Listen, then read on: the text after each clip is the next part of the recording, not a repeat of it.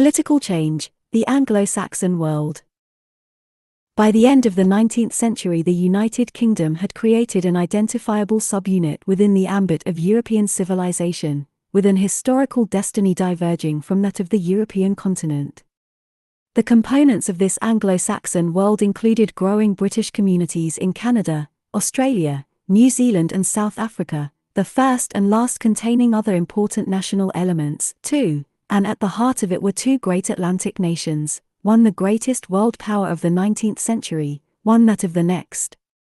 So many people found it profitable to keep on pointing out how different they were that it is easy to overlook how much the young United Kingdom and the United States of America had in common for much of the 19th century. Though one was a monarchy and the other a republic, both countries escaped first the absolutist and then the revolutionary currents of continental Europe. Anglo-Saxon politics, of course, changed quite as radically as those of other countries in the 19th century. But they were not transformed by the same political forces as those of continental states, nor in the same way.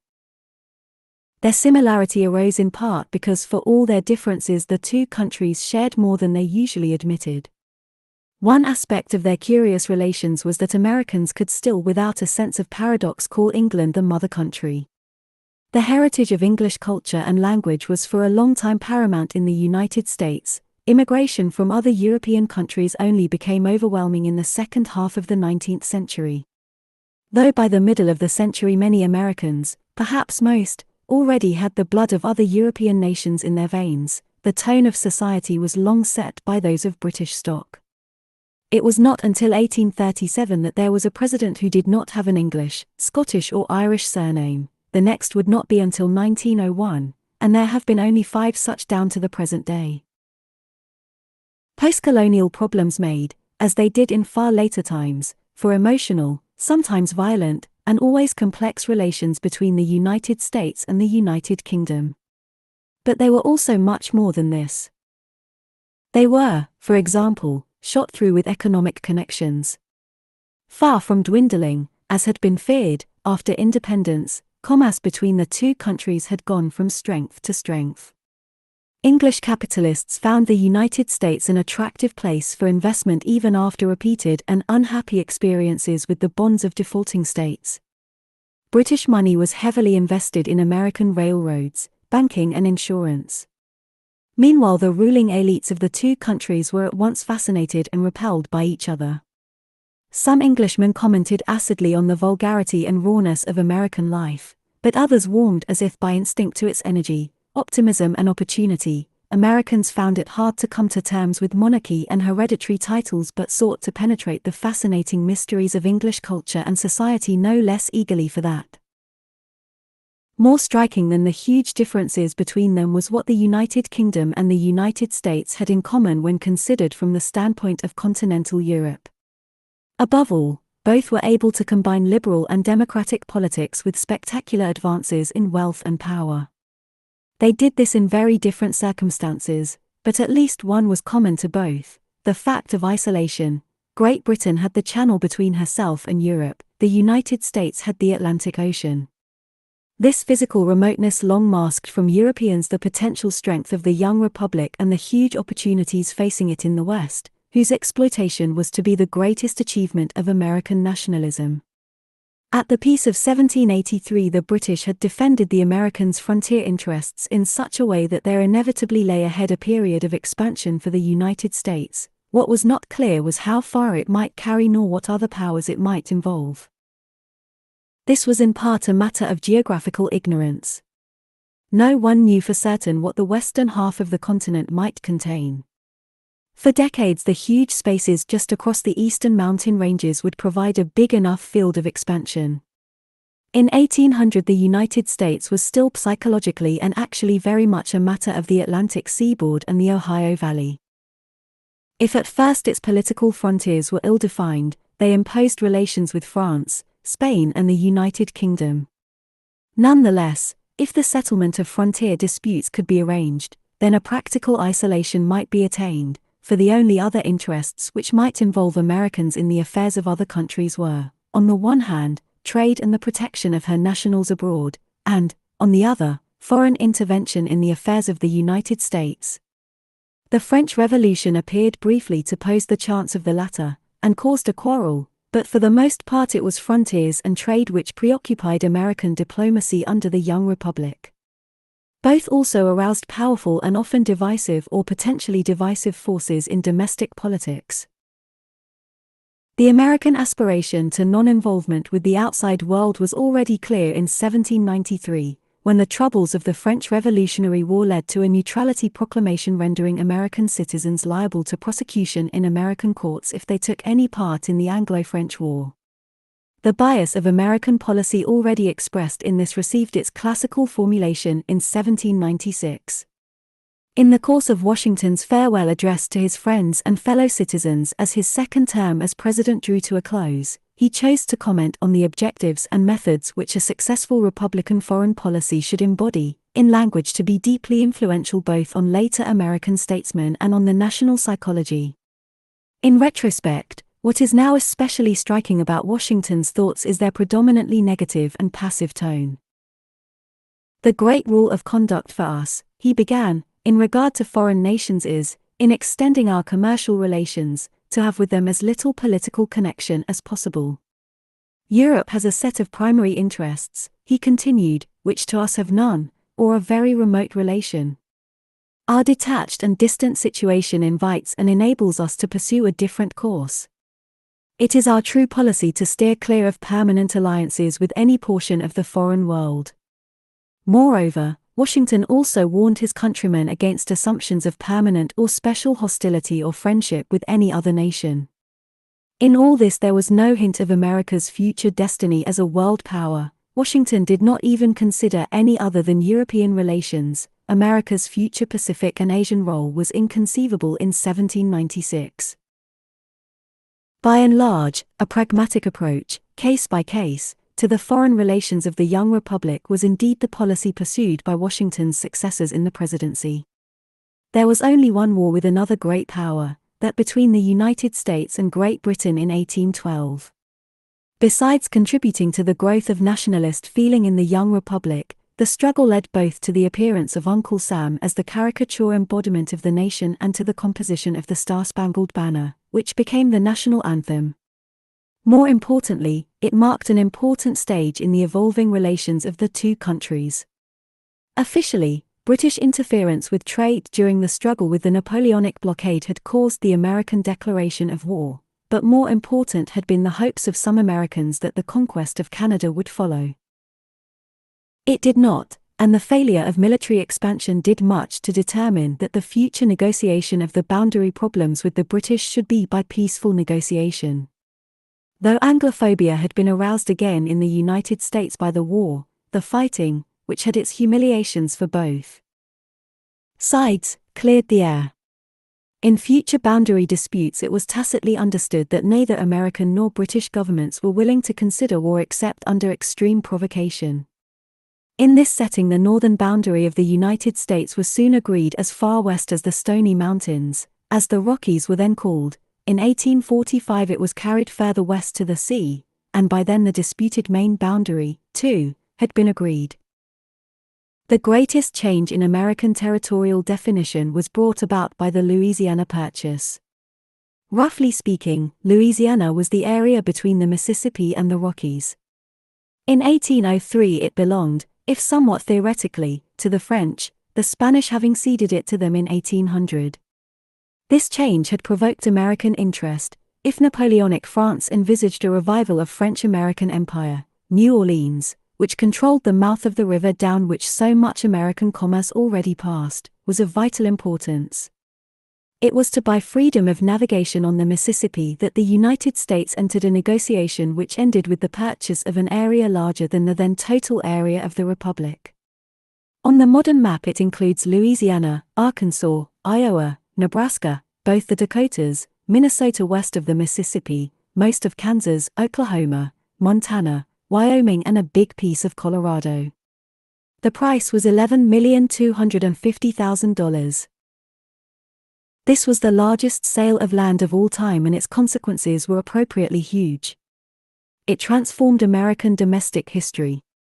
The opening of the way to the Trans-Mississippi West was to lead to a shift in demographic and political balance of revolutionary import for the politics of the young republic. This shift was already showing itself in the second decade of the century when the population living west of the Alleghenies more than doubled. When the purchase was rounded off by the acquisition of Florida from Spain, the United States had by 1819 legal sovereignty over territory bounded by the Atlantic and Gulf coasts from Maine to the Sabine River, the Red and Arkansas Rivers, the Continental Divide and the line of the 49th parallel agreed with the British. The United States was already the most important state in the Americas. Though there were still some European colonial possessions there, a major effort would be required to contest this fact, as the British had discovered in war. Nonetheless, alarm about a possible European intervention in Latin America, together with Russian activity in the Pacific Northwest, led to a clear American statement of the Republic's determination to rule the roost in the Western Hemisphere. This was the Monroe Doctrine, enunciated in 1823, which said that no future European colonization in the hemisphere could be considered and that intervention by European powers in its affairs would be seen as unfriendly to the United States. As this suited British interests, the Monroe Doctrine was easily maintained. It had the tacit underwriting of the Royal Navy, and no European power could conceivably mount an American operation if British sea power was used against it. The Monroe Doctrine remains the bedrock of American hemisphere diplomacy to this day. One of its consequences was that other American nations would not be able to draw upon European support in defending their own independence against the United States. The main sufferer before 1860 was Mexico. American settlers within its borders rebelled and set up an independent Texan republic, which was subsequently annexed by the United States. In the war that followed, Mexico did very badly. The Peace of 1848 stripped her, in consequence, of what would one day become Utah, Nevada, California and most of Arizona, an acquisition of territory which left only a small purchase of other Mexican land to be made to round off the mainland territory of the modern United States by 1853. In the 70 years after the Peace of Paris, the Republic thus expanded, by conquest, purchase and settlement, to fill half a continent. Less than 4 million people in 1790 had become nearly 24 million by 1850. Most of these still lived east of the Mississippi, it was true, and the only cities with more than 100,000 inhabitants were the three great Atlantic ports of Boston, New York and Philadelphia. Nonetheless, the center of gravity of the nation was moving westward. For a long time the political, commercial and cultural elites of the eastern seaboard would continue to dominate American society.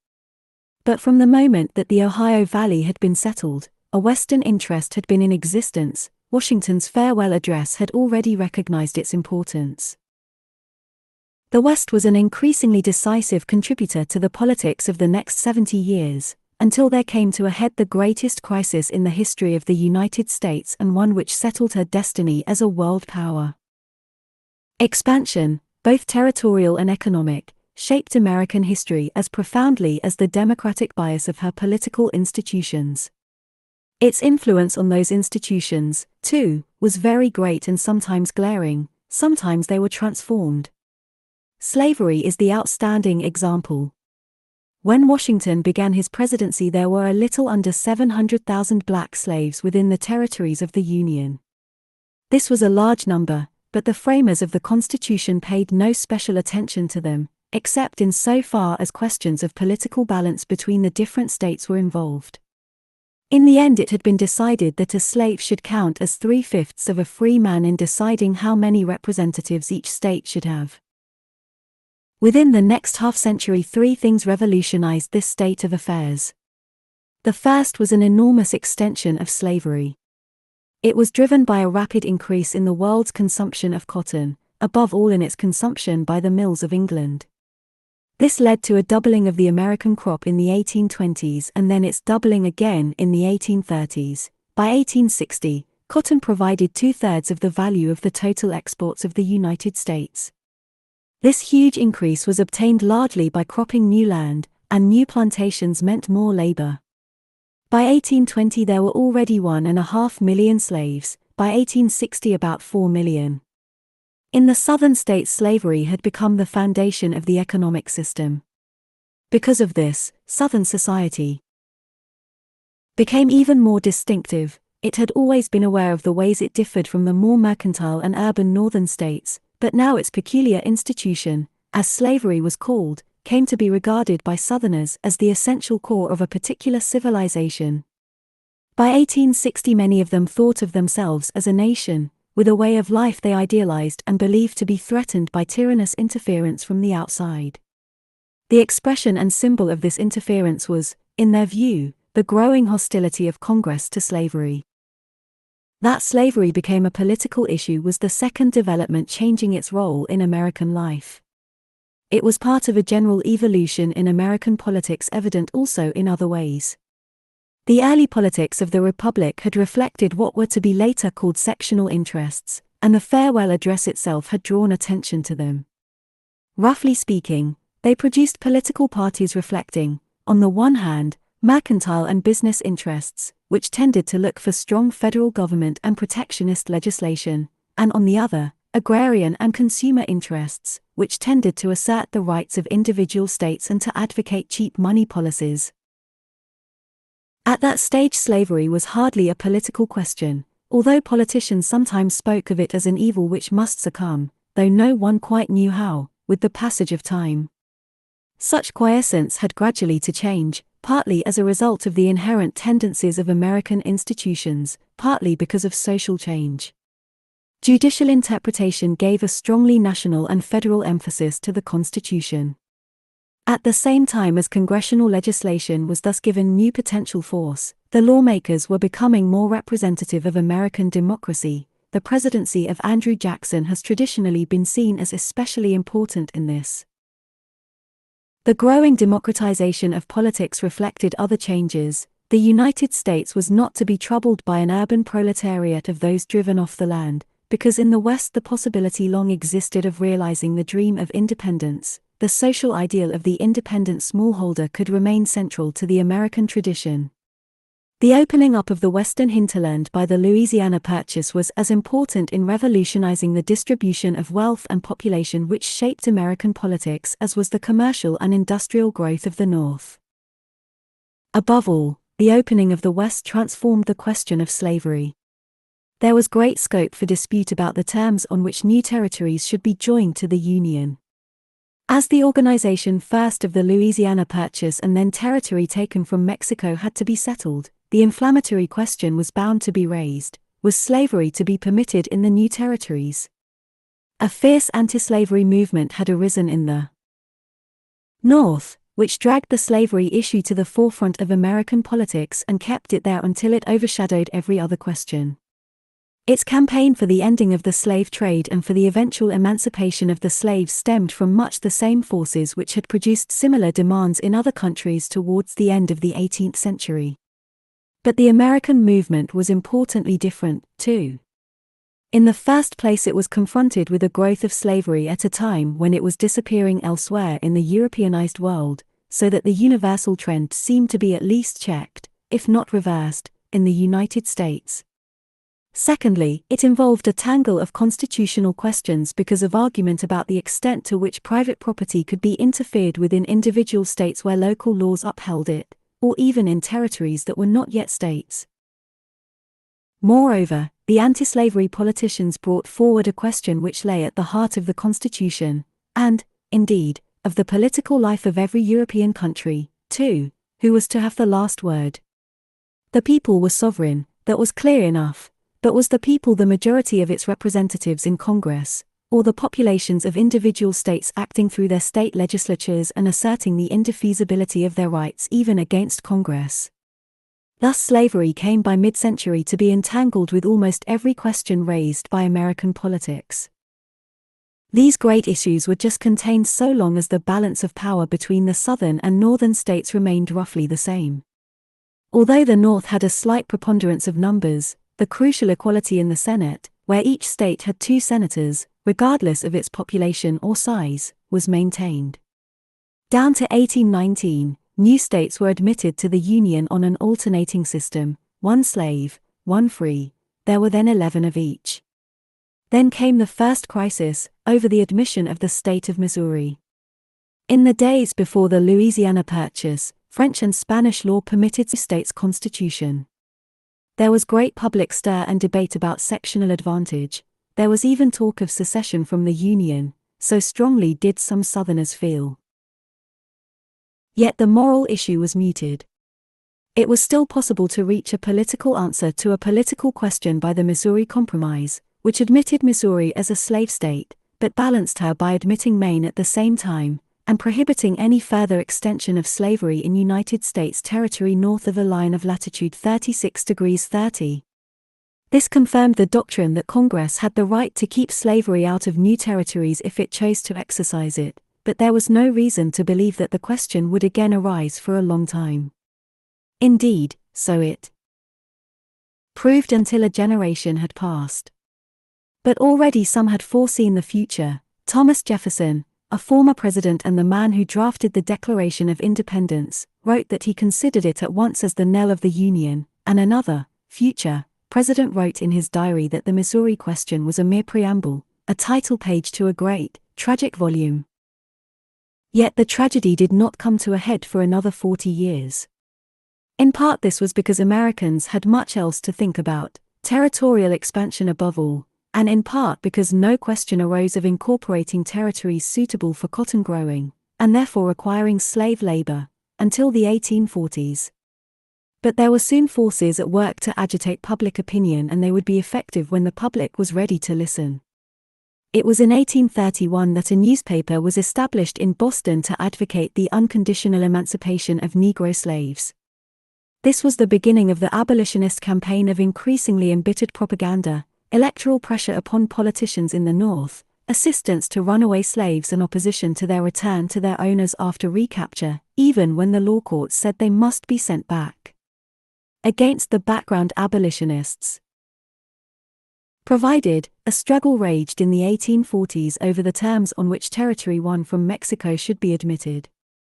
It ended in 1850 in a new compromise, but one not to last long.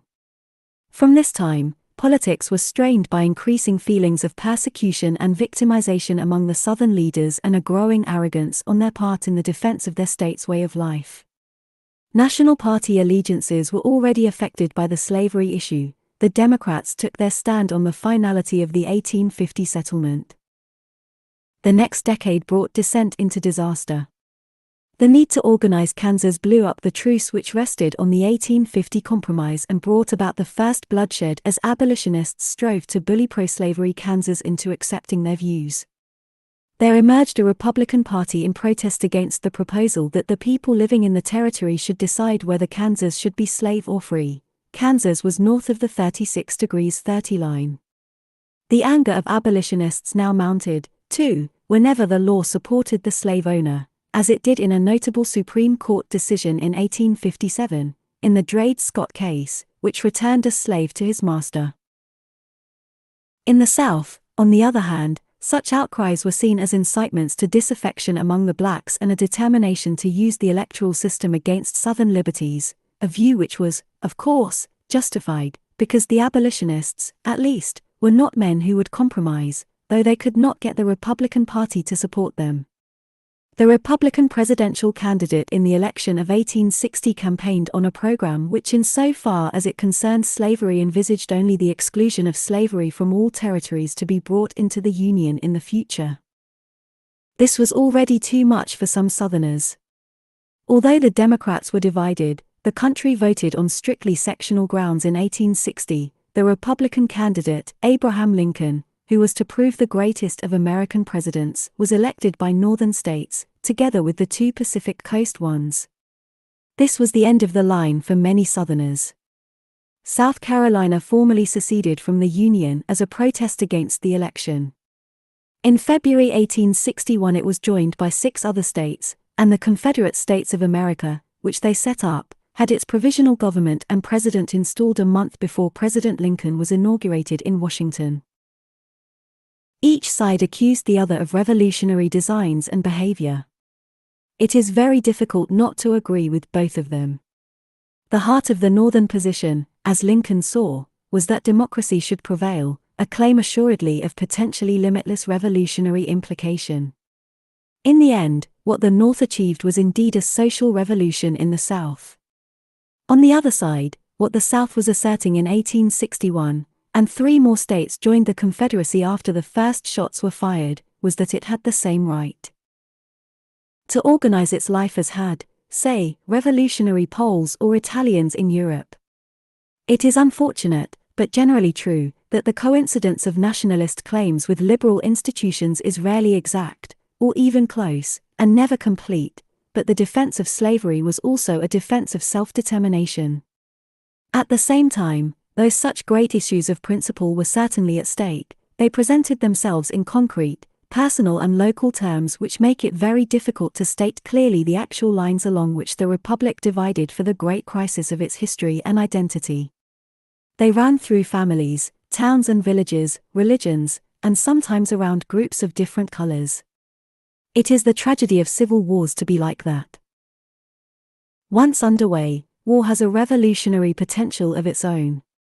Much of the particular impact of what one side called the rebellion and the other side the war between the states grew out of the necessities of the struggle.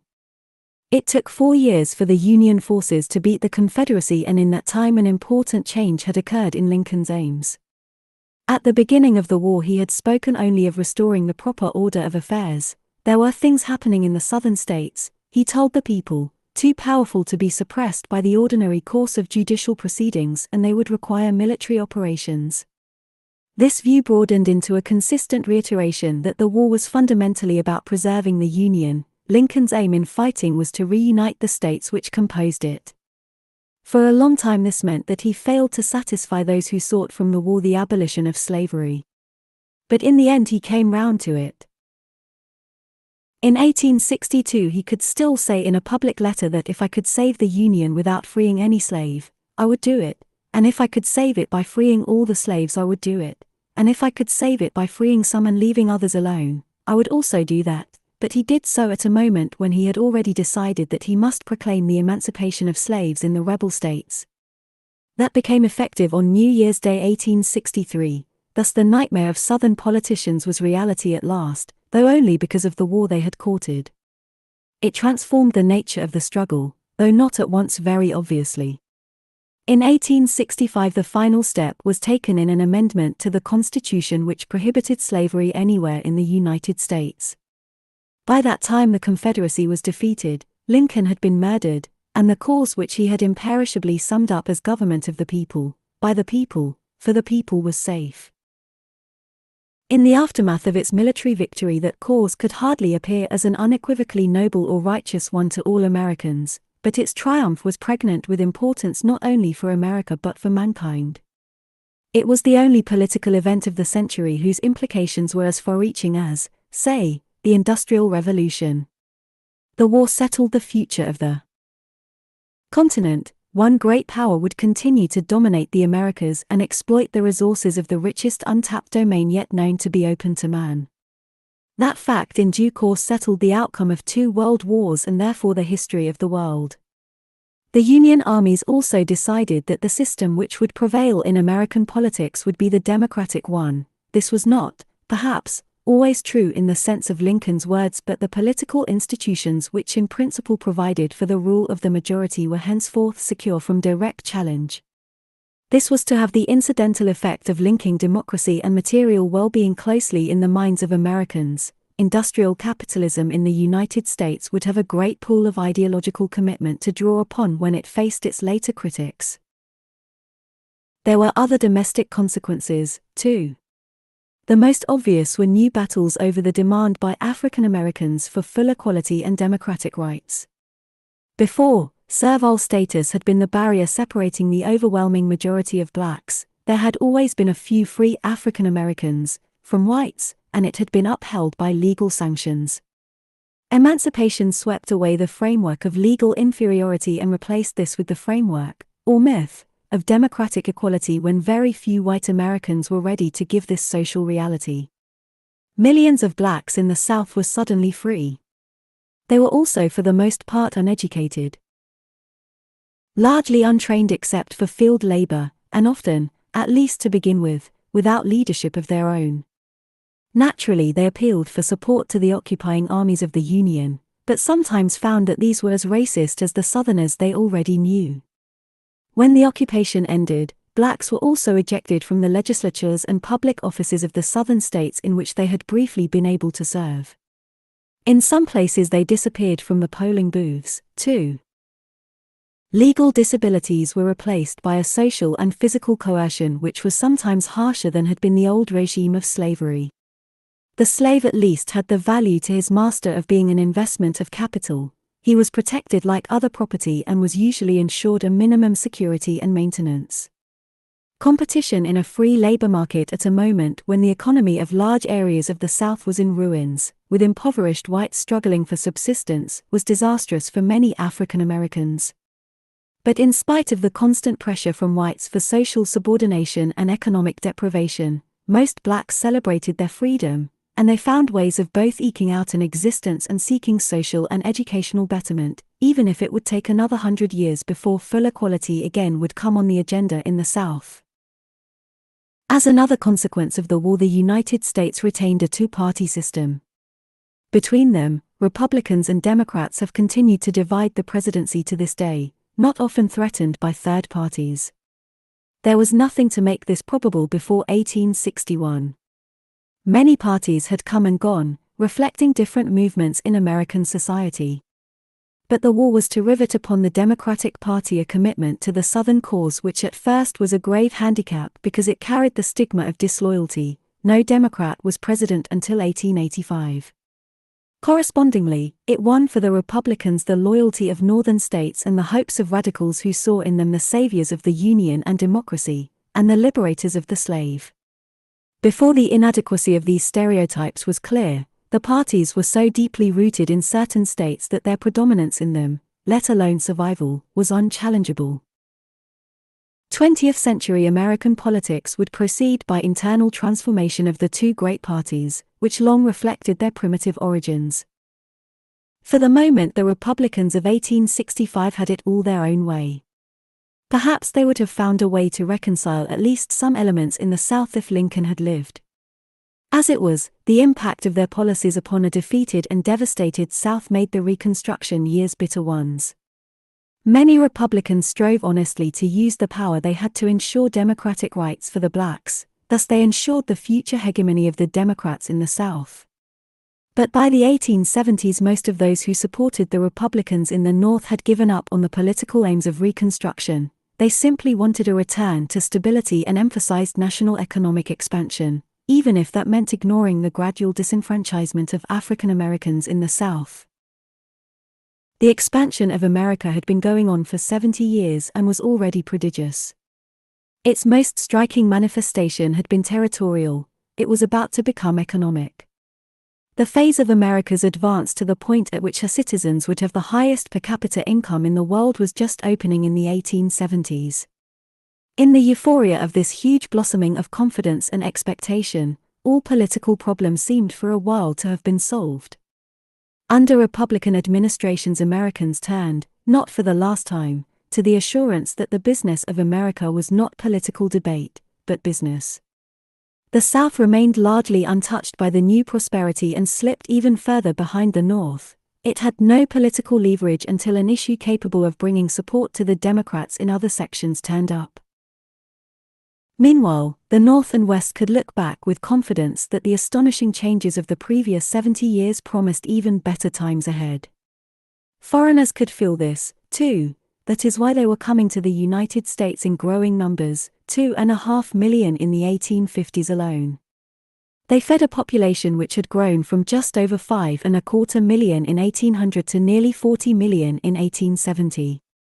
About half of them by then lived west of the Alleghenies and the vast majority of them in rural areas. The building of railroads was opening the Great Plains to settlement and exploitation which had not yet really begun. 1869 marked the completion of the first Transcontinental Railroad link. In the New West, the United States would find its greatest agricultural expansion. Already, thanks to the shortage of labor experienced in the war years, machines were being used in numbers which pointed to a quite new scale of farming. the way to a new phase of the world's agricultural revolution which would make North America a granary for Europe, and, one day, for Asia, too. There were 250,000 mechanical reapers alone at work by the end of the war. Industrially, too, great years lay ahead. The United States was not yet an industrial power to compare with Great Britain. In 1870 there were still fewer than 2 million Americans employed in manufacturing, but the groundwork was done. With a large, increasingly well-off domestic market, the prospects for American industry were bright. Poised on the brink of their most confident and successful era, Americans were not being hypocritical in forgetting the losers. They understandably found it easy to do so in the general sense that the American system worked well.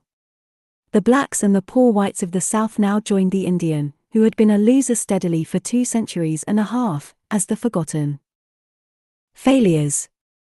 The new poor of the growing northern cities should probably not be regarded, comparatively, as losers. They were at least as well off, and probably better, than the poor of Andalusia or Naples. Their willingness to come to the United States showed that it was already a magnet of great power. Nor was that power only material. Besides the wretched refuse, there were the huddled masses yearning to breathe free. The United States was in 1870 still a political inspiration to political radicals elsewhere, though perhaps her political practice and forms had more impact in Great Britain, where people linked, both approvingly and disapprovingly, democracy with the Americanization of British politics, than in continental Europe. Such transatlantic influences and connections were aspects of the curious, fitful but tenacious relations between the two Anglo-Saxon countries. They both underwent revolutionary change, though in wholly different ways. Yet here, perhaps, the achievement of Great Britain in the early 19th century is even more remarkable than the transformation of the United States. At a time of unprecedented and potentially dislocating social upheaval, which turned her within a single lifetime into the first industrialized and urbanized society of modern times, Great Britain managed to maintain an astonishing constitutional and political continuity. At the same time, she was acting as a world and European power as the United States never had to, and ruled a great empire. In this setting she began the democratization of her institutions while retaining most of her buttresses of individual liberty. For whites, the United Kingdom was far less democratic than the United States in 1870. Social hierarchy, conferred by birth and land if possible, but if not, money would often do, stratified Britain. Every observer was struck by the assured confidence of the English ruling classes that they were meant to rule. There was no American West to offset the deep swell of deference with the breeze of frontier democracy. Canada and Australia attracted restless emigrants, but in so doing removed the possibility of their changing the tone of English society. Political democracy developed faster than social. On the other hand, even if the universal male suffrage already long established in the United States would not be introduced until 1918, the democratization of English politics was already past the point of reversibility by 1870. This great change had come about within a few decades. Though it had deeply libertarian institutions, equality at law, effective personal liberty, a representative system, the English Constitution of 1800 had not rested on democratic principles. Its basis was the representation of certain individual and historic rights and the sovereignty of the Crown in Parliament. The accidents of the past produced from these elements an electorate large by contemporary European standards, but as late as 1832, the word democratic was a pejorative one and few thought it indicated a desirable goal. To most Englishmen, democracy meant the French Revolution and military despotism. Yet the most important step towards democracy in the English political history of the century was taken in 1832. This was the passing of a Reform Act which was not itself democratic and was, indeed, intended by many of those who supported it to act as a barrier to democracy. It carried out a great revision of the representative system, removing anomalies, such as the tiny constituencies which had been effectively controlled by patrons, to provide parliamentary constituencies which better, though still far from perfectly, reflected the needs of a country of growing industrial cities, and above all to change and make more orderly the franchise. It had been based on a jumble of different principles in different places, Now, the main categories of persons given the vote were freeholders in the rural areas, and householders who owned or paid rent for their house at a middle-class level in the towns. The model elector was the man with a stake in the country, although dispute about the precise terms of the franchise still left some oddities. The immediate result was an electorate of about 650,000 and a House of Commons which did not look very different from its predecessor. Nonetheless, dominated by the aristocracy as it still was, it marked the beginning of nearly a century during which British politics were to be completely democratized, because once the constitution had been changed in this way, then it could be changed again, and the House of Commons more and more claimed the right to say what should be done. In 1867, another act produced an electorate of about 2 million, and in 1872 the decision that voting should take place by secret ballot followed, a great step. This process would not be completed before the 20th century, but it soon brought other changes in the nature of British politics. Slowly, and somewhat grudgingly, the traditional political class began to take account of the need to organize parties which were something more than family connections or personal cliques of members of parliament. This was much more obvious after the emergence of a really big electorate in 1867. But the implication, that there was a public opinion to be courted which was more than that of the old landed class, was grasped sooner than this. All the greatest of English parliamentary leaders in the 19th century were men whose success rested on their ability to catch not only the ear of the House of Commons, but that of important sections of society outside it. The first and possibly most significant example was Sir Robert Peel, who created English Conservatism.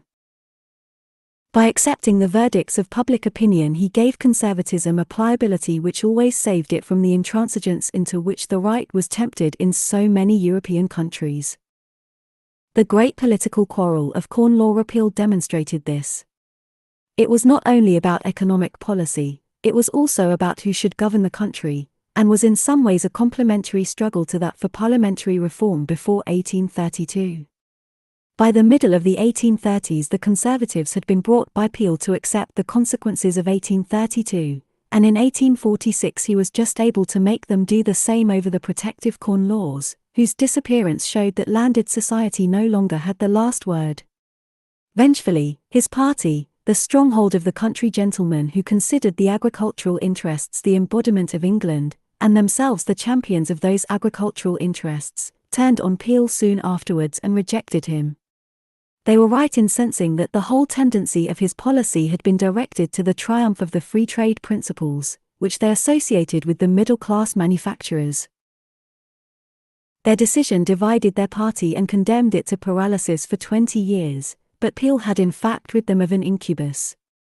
He left it free when reunited to compete for the electorate's goodwill untrammeled by commitment to the defense of only one among several economic interests. The redirection of British tariff and fiscal policies towards free trade was one side, though in some ways the most spectacular, of a general alignment of British politics towards reform and liberalisation in the central third of the century. During this time a beginning was made with local government reform, significantly, in the towns, not in the countryside where the landed interest was still the master. A new poor law was introduced, factory and mining legislation was passed and began to be effectively policed by inspection, the judicial system was reconstructed, disabilities on Protestant nonconformists, Roman Catholics and Jews were removed, the ecclesiastical monopoly of matrimonial law, which went back to Anglo-Saxon times, was ended, a postal system was set up that became the model on which other nations would shape theirs, and a beginning was even made on tackling the scandalous neglect of public education.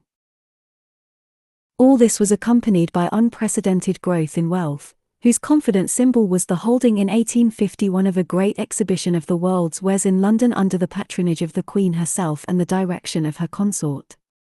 If the British were inclined to bumptiousness, as they seem to have been in the central decades of Victoria's reign, then it may be said that they had grounds. Their institutions and economy had never looked healthier. Not that everyone was pleased. Some moaned about a loss of economic privilege. In fact, the United Kingdom continued to display extremes of wealth and poverty as great as any other countries. There was somewhat more substance to the fear of creeping centralization. Parliamentary legislative sovereignty led to bureaucracy invading more and more areas which had previously been immune to government intervention in practice. England in the 19th century was very far from concentrating power in her state apparatus to the degree which has now become usual in all countries. Yet some people worried that she might be going the way of France, a country whose highly centralized administration was taken to be sufficient explanation of the failure to achieve liberty which had accompanied the French success in establishing equality. In offsetting such a tendency, the Victorian reforms of local government, some of which came only in the last 2 decades of the century but drove it further towards democracy, were crucial. Some foreigners were full of admiration. Most wondered how, in spite of the appalling conditions of its factory towns, the United Kingdom had somehow navigated the rapids of popular unrest which had proved fatal to orderly government in other states.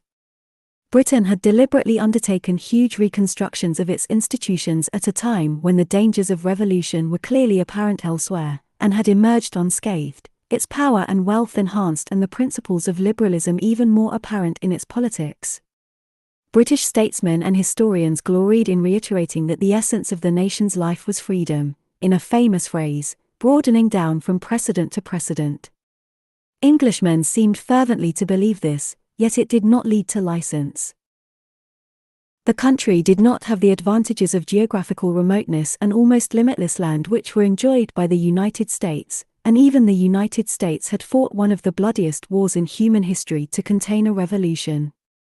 How, then, had Great Britain done it? This was a leading question, though one historians still sometimes ask without thinking about its implications, that there exist certain conditions which make revolution likely, and that British society seems to have fulfilled them. It may be, rather, that no such propositions need to be conceded. Perhaps there never was a potentially revolutionary threat in this rapidly changing society. Many of the basic changes which the French Revolution brought to Europe had already existed in Great Britain for centuries, after all. The fundamental institutions, however rusty or encrusted with inconvenient historic accretion they might be, offered large possibilities. Even in unreformed days, the House of Commons and House of Lords were not the closed corporate institutions which were all that was available in many European states. Already before 1832, they had shown their capacity to meet new needs, even if slowly and belatedly. The first Factory Act, not, admittedly, a very effective one, had been passed as early as 1801. Once 1832 was passed, then there were good grounds for thinking that if Parliament were only pressed hard enough from the outside, it would carry out any reforms that were required. There was no legal restraint on its power to do so. Even the oppressed and angry seem to have seen this. There were many outbreaks of desperate violence and many revolutionaries about in the 1830s and 1840s, which were especially hard times for the poor, but it is striking that the most important popular movement of the day, the great spectrum of protest gathered together in what was called Chartism, asked in the People's Charter, which was its program, for measures which would make Parliament more responsive to popular needs, not for its abolition. Yet it is not likely that Parliament would have been called upon to provide reform unless other factors had operated. Here it is perhaps significant that the great reforms of Victorian England were all ones which interested the middle classes as much as the masses, with the possible exception of factory legislation. The English middle class came to an early share in political power as its continental counterparts had not and could therefore use it to obtain change. It was not tempted to ally with revolution, the recourse of desperate men to whom other avenues were closed. But in any case it does not seem that the English masses were themselves very revolutionary.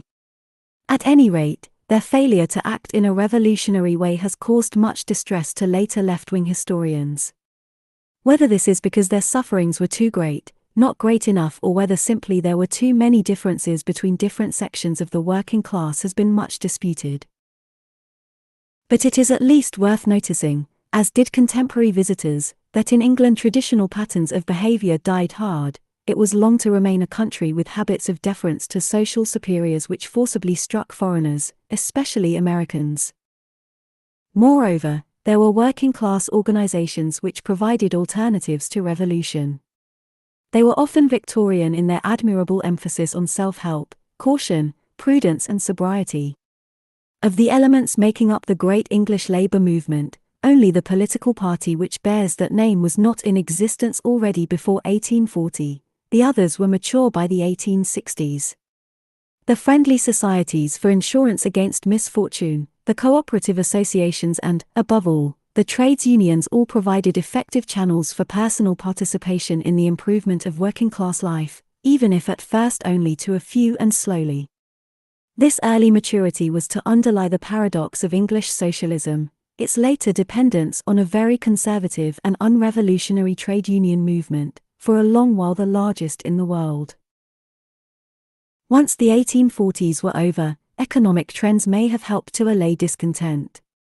At any rate, working-class leaders often said so, almost regretfully. They, at least, thought that betterment told against a revolutionary danger in England.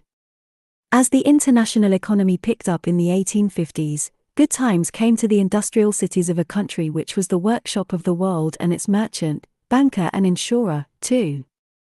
As employment and wages rose, the support which the Chartists had mustered crumbled away and they were soon only a reminiscence. The symbols of the unchanging form which contained so much change were the central institutions of the kingdom, Parliament and the Crown. When the Palace of Westminster was burnt down and a new one was built, a mock-medieval design was chosen to emphasize the antiquity of what would come to be called the Mother of Parliaments. The violent changes of the most revolutionary era of British history thus continued to be masked by the robes of custom and tradition. Above all, the monarchy continued. Already in 1837, when Victoria ascended the throne, it was second only to the papacy in antiquity among the political institutions of Europe, yet it was much changed in reality, for all that.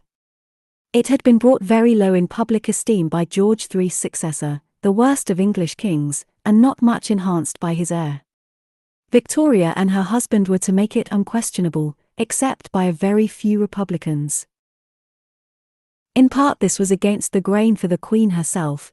She did not pretend to like the political neutrality appropriate to a constitutional monarch when the Crown had withdrawn above the political battle.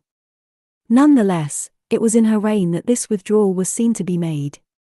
She also domesticated the monarchy. For the first time since the days of the young George III, the phrase "the royal family" was a reality and could be seen to be such. It was one of many ways in which her German husband, Prince Albert, helped her, though he got little thanks for it from an ungrateful English public. Only in Ireland did their capacity for imaginative change seem always to fail the British people. They had faced a real revolutionary danger and had had to put down a rebellion there in 1798. In the 1850s and 1860s things were quiet. But the reason was in large measure an appalling disaster which overtook Ireland in the middle of the 1840s, when the failure of the potato crop was followed by famine, disease and thus, brutally, a Malthusian solution of Ireland's overpopulation.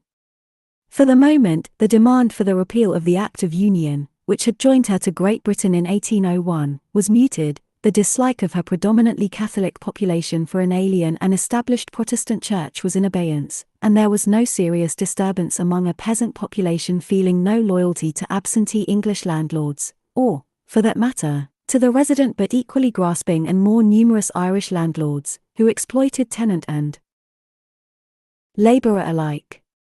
Problems nonetheless remained, and the Liberal government which took office in 1868 addressed itself to some of them. The only significant consequence appeared to be the emergence of a new Irish nationalist movement, based on the Roman Catholic peasantry and demanding Home Rule. Dispute over what this might, let alone ought to, mean was to haunt British politics, overturn their combinations and scupper attempts to settle the Irish question for a century and more. In the short run, it promoted two rival Irish revolutionary movements north and south and contributed to the wrecking of British liberalism.